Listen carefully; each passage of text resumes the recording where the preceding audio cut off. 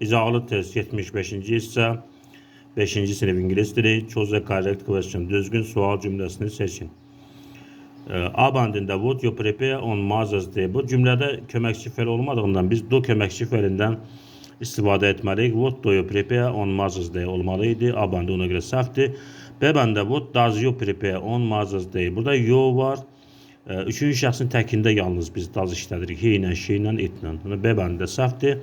What food do you prepare on Mother's Day? Olmalıydı. What food do you prepare on Mother's Day? C bandı səhvdir. What do you prepare on Mother's Day? D bandı doğru cavabdır. 7-ci sual make-up'a diyalog düzəldin. Baxaq cümlələrə. 2-də happy birthday toyu bununla başlayır. Ad günü mübarək. 3-də I am happy to see you on my birthday. Mən şadam ki, sən mənim ad günümə gəlmisən. 6. This is for you, Mike.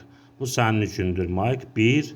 A lovely toy kitten. Thank you very much. Sevimli oyuncaq pişik balası. Təşəkkür edirəm. Çox təşəkkür edirəm. 1. 4. I am glad you like it. Mən çox şadam ki, sən onu xoşladın. 5. Oh yes, very much. Əlbəttə çox xoşladım.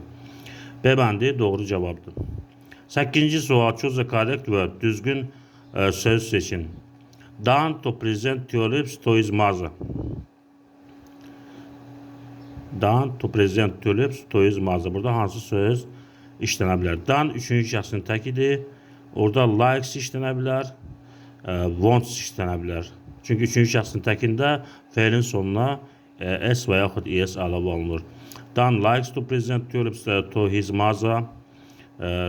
Done wants to present tulips to his mother. 1 ilə 4 düzdür. 9, onun cavablarını şərh bölməsində yazarsınız.